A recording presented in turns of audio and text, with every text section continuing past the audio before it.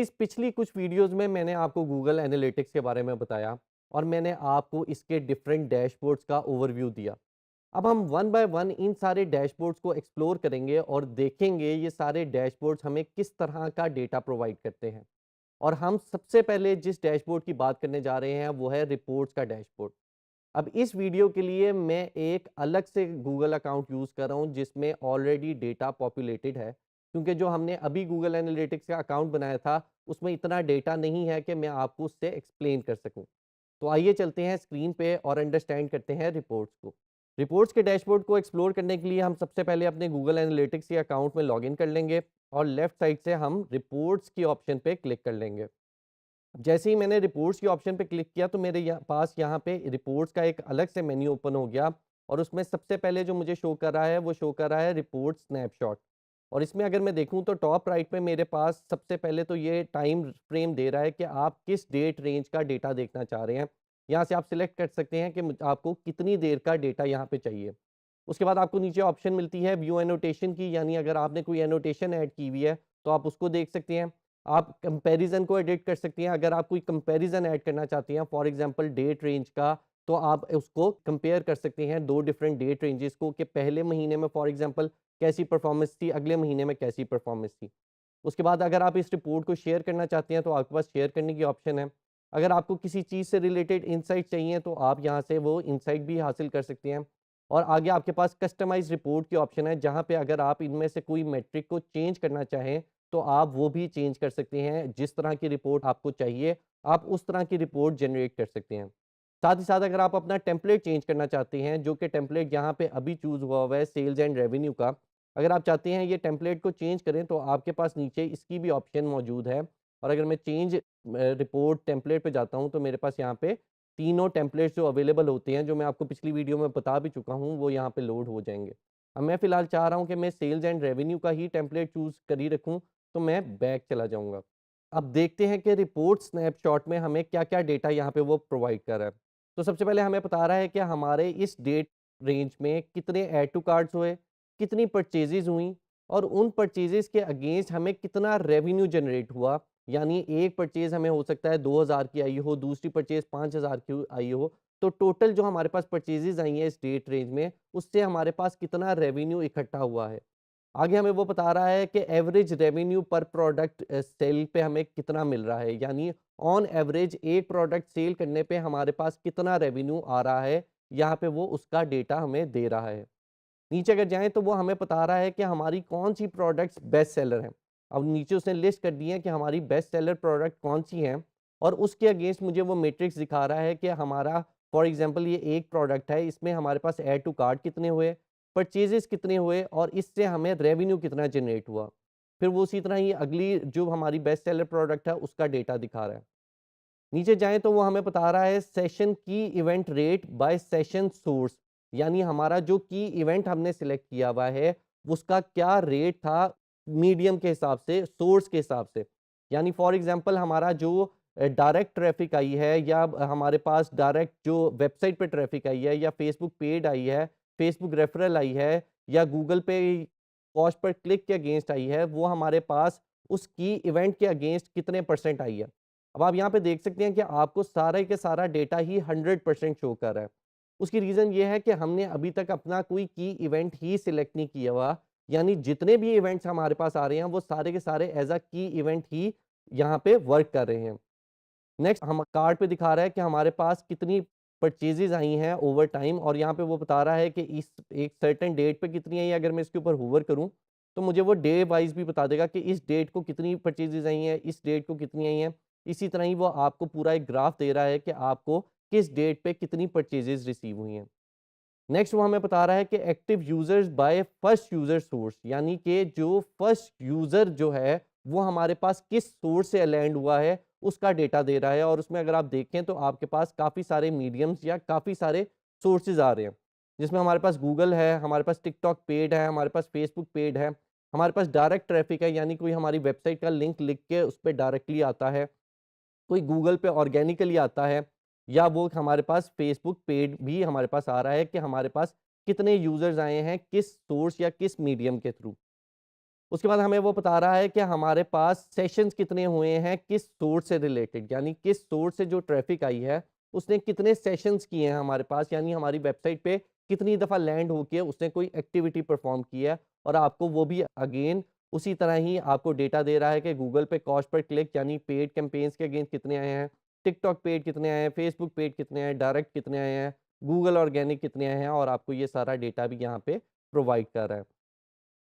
आगे वो आपको बता रहा है कि आपके पास टोटल परचेज़र्स कितने हैं और उनमें से फर्स्ट टाइम परचेज़र्स कितने हैं।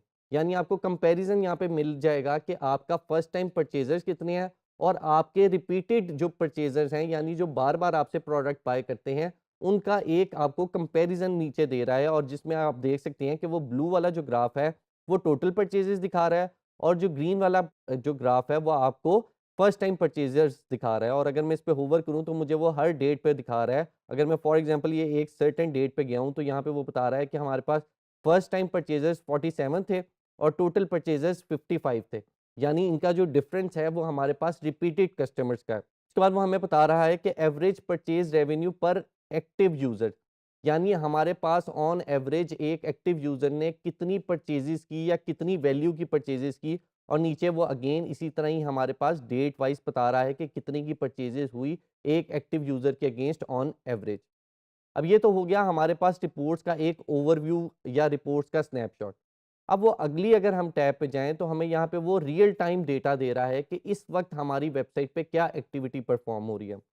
उसमें अगर हम जाएँ और देखें तो सबसे पहले हमें बता रहा है कि हमारे पास एक्टिव यूज़र्स लास्ट 30 मिनट्स में कितने हैं और एक्टिव यूज़र्स लास्ट 5 मिनट्स में हमारे पास कितने हैं।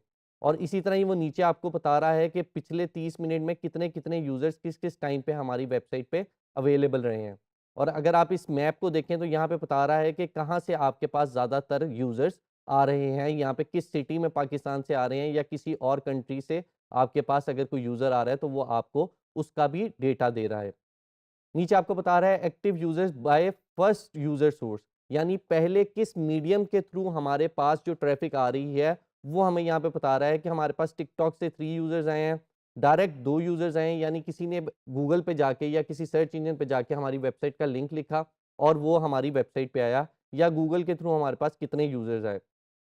उसके बाद वो बता रहा है एक्टिव यूज़र बाय ऑडियंस, यानी हमारे पास ऑडियंस वाइज़ एक्टिव यूज़र्स का डेटा बता रहा है कि हमारे पास टोटल यूज़र्स 14 आए थे। उन टोटल 14 या 15 यूज़र्स में से परचेज़र्स कितने थे, वो 1 थे। ये इसका हमारे पास डेटा दे रहा है।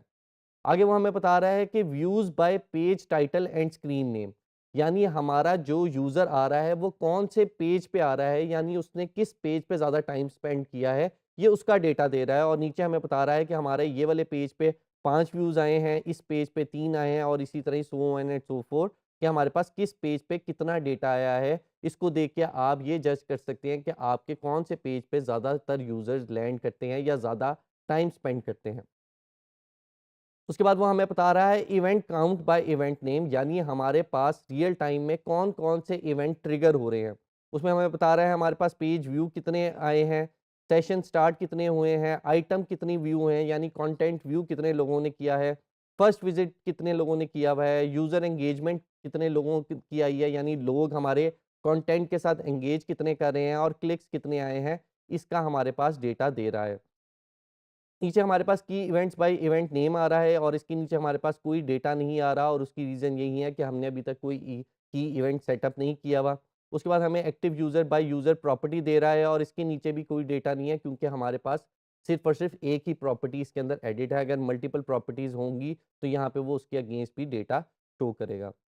अब हमारे पास रियल टाइम ओवरव्यू के बाद हमारे पास जो नेक्स्ट टैब आ रही है वो है रियल टाइम पेजेस। इसमें वो हमें ये डेटा शो कर रहा है कि हमारी वेबसाइट पे जो डिफरेंट पेजेस हैं उसकी क्या स्टैटिस्टिक्स हैं। तो अगर हम देखें तो वो हमें सबसे पहले तो अगेन वही डेटा दे रहा है जो हमें रियल टाइम ओवरव्यू में दे रहा था कि एक्टिव यूजर्स कितने हैं लास्ट 30 मिनट्स में, और लास्ट 30 मिनट्स में हमारे पास व्यूज़ कितने आए हैं। उसके बाद हमें डेटा दे रहा है एक्टिव यूजर्स पर मिनट, यानी मिनट वाइज हमें डेटा दे रहा है कि लास्ट जो 30 मिनट्स हैं उसमें हमारे पास हर मिनट में कितने यूज़र्स आए हैं। उसके बाद हमें ये डेटा दे रहा है कि लास्ट 30 मिनट्स में कौन-कौन से पेज पे कितने-कितने यूज़र्स आए हैं, उसका डिटेल हमें दे रहा है कि हमारे पास ये फॉर एग्ज़ाम्पल एक पेज है, इस पेज पे इस वक़्त एक्टिव यूज़र्स कितने हैं और व्यूज़ हमारे पास टोटल कितने आए हैं। तो आपके पास पेजेस का डेटा सारा यहाँ पे शो हो जाता है। इसके बाद जो अगली जो हमारे पास टैब है वो हमारे पास आ जाती है ऑब्जेक्टिव वाइज, जो हमें स्टैटिस्टिक्स प्रोवाइड करता है रिपोर्ट। अब यहाँ पे आपने करना ये है कि आपका बिजनेस जिस भी इंडस्ट्री से रिलेटेड है या जिस ऑब्जेक्टिव में फॉल करता है, आपने उसके अगेंस्ट अपनी रिपोर्ट को देखना है, जिसमें हमारे पास मल्टीपल ऑब्जेक्टिव्स आ जाते हैं। सबसे पहले हमारे पास है जनरेट लीड्स। अगर आपके बिजनेस का ऑब्जेक्टिव लीड जनरेट करना है तो ये वाली ऑप्शन आपके लिए फिजिबल है। अगर आपका ऑब्जेक्टिव सेल्स ड्राइव करना है तो ये वाला जो आपका ऑब्जेक्टिव आपके लिए सूटेबल है। अगर ऑब्जेक्टिव ये है आपका कि आप ये अंडरस्टैंड करें कि आपकी वेबसाइट पे ट्रैफिक कितनी आई, तो आप ये वाली रिपोर्ट देख सकते हैं। अगर आप यूज़र की एंगेजमेंट देखना चाहते हैं तो आपके पास ये वाली रिपोर्ट आ जाती है और आपको वो इससे अकॉर्डिंगली ही डेटा प्रोवाइड करता है। अब अगर मैं फॉर एग्जांपल कहता हूँ कि मैं सेल्स ड्राइव करना चाहता हूँ अपनी वेबसाइट पे, क्योंकि मेरा एक ई-कॉमर्स स्टोर है, तो मैं यहाँ पे ड्राइव सेल्स वाली जो रिपोर्ट है उस पे चला जाऊँगा। उस पे मैं सबसे पहले ओवरव्यू पे क्लिक करूँगा तो वो मुझे एक ओवरऑल ओवरव्यू दे देगा, जितनी भी नीचे टैब्स हैं उनसे रिलेटेड, जिसमें वो मुझे टोटल रेवेन्यू बता रहा है और ई-कॉमर्स रेवेन्यू बता रहा है, और ये दोनों रेवेन्यू सेम है। उसकी रीज़न ये है कि हमारे पास कोई ऑफलाइन रेवेन्यू इसके अंदर एडेड नहीं है, यानी जितना भी हमारे पास रेवेन्यू आ रहा है वो ई-कॉमर्स से आ रहा है। आगे हमें वो टोटल परचेज़ेज़ बता रहा है और ये बता रहा है कि हमारे पास फर्स्ट टाइम परचेज़र इनमें से कितने थे। नीचे हमें बता रहा है कि एवरेज परचेज़ रेवेन्यू पर एक्टिव यूज़र हमारे पास कितना था। ये वही डेटा है जो हमें रिपोर्ट स्नैपशॉट पे भी शो हो रहा था। यहाँ पे ज़रा डिटेल में आपको नज़र आ रहा है। फिर आपको बता रहा है कि आपकी कितनी आइटम्स परचेज़ हुई हैं आइटम नेम के अगेंस्ट, यानी कौन-सी आपकी जो प्रोडक्ट है वो ज़्यादा सेल हो रही है, यहाँ से आपको उसका डेटा पता चल रहा है। आगे आपको बता रहा है item purchase by order coupon, और इसके नीचे कोई डेटा नहीं है क्योंकि इस वेबसाइट पे कोई हमने कूपन लगाया ही नहीं हुआ।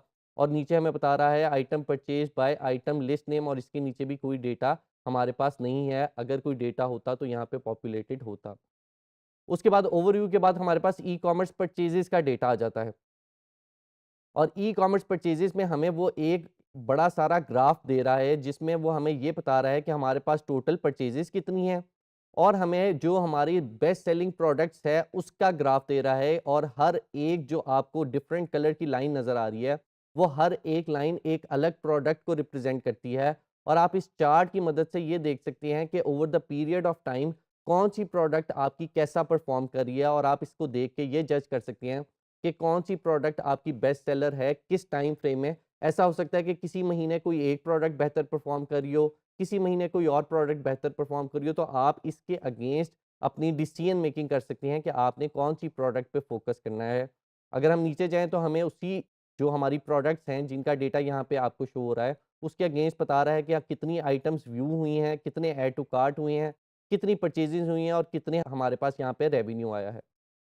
ई-कॉमर्स परचेजेस के बाद आगे हमारे पास कुछ और ऑप्शन मौजूद हैं। अगर आपने कोई प्रमोशन लगाई हुई है तो आपके पास प्रमोशन का डेटा यहाँ पे शो होगा। अभी मैंने फ़िलहाल वेबसाइट पे कोई प्रमोशन नहीं लगाई हुई, इसलिए मेरे पास यहाँ पे डेटा शो नहीं हो रहा। अदरवाइज़ वो बताएगा कि आपकी एक फॉर एग्ज़ाम्पल प्रमोशन के अगेंस्ट कितनी आइटम्स व्यू हुई हैं, कितने क्लिक्स हुए हैं, कितने क्लिक थ्रू रेट आपका था, कितने ऐड टू कार्ट हुए हैं, कितने चेकआउट स्टार्ट हुए हैं और कितनी परचेजेज़ हुई हैं, और उसके अगेंस्ट कितना आपके पास रेवेन्यू आया है। उसके बाद हमारे पास अगली जो ऑप्शन आ जाती है, वो आ जाती है परचेज़ जर्नी की। यानी इसमें वो आपको एक फ़नल बना के दिखा देता है कि कितने आपके सेशन स्टार्ट हुए, उसके बाद कितने लोगों ने आपकी प्रोडक्ट व्यू की, प्रोडक्ट व्यू से आपके कितने लोगों ने ऐड टू कार्ट किया, कितने लोगों ने चेकआउट स्टार्ट किया और अल्टीमेटली कितने लोगों ने परचेज़ की। तो वहाँ पे आपको बता रहा है कि 100% लोगों ने, जो कि 7.5 थाउज़ेंड बनते हैं, उतने लोगों ने सेशन स्टार्ट किया, यानी उतने लोग हमारी वेबसाइट पे गए। उसमें से जो 73% लोग हैं, उन्होंने हमारी जो प्रोडक्ट है उसको व्यू किया। अब ये व्यू प्रोडक्ट से आगे 3.6% लोगों ने हमारी प्रोडक्ट को ऐड टू कार्ट किया, और जो ऐड टू कार्ट करने के बाद 68.4% लोगों ने हमारी जो बिगिन चेकआउट किया, यानी चेकआउट स्टार्ट किया, अपनी डिटेल दी, और बिगिन चेकआउट के बाद 44.6% लोगों ने एक्चुअल परचेज मेड की। तो इससे आपको डेटा मिल जाएगा कि आपकी सेशन स्टार्ट से लेके परचेज तक किस तरह से आपके लोग कितने-कितने कम होते जा रहे हैं, और आप डिसाइड कर सकते हैं कि आपने यहाँ पे क्या इम्प्रूवमेंट्स करनी है अपनी वेबसाइट पे। नीचे आपको डिवाइस का डेटा दे रहा है कि आपको कौन-सी डिवाइस से कितने सेशन स्टार्ट मिले, कितने प्रोडक्ट व्यू हुए, कितने ऐड टू कार्ट हुए, कितने चेकआउट स्टार्टेड हुए, कितनी परचेज़ेज़ आईं।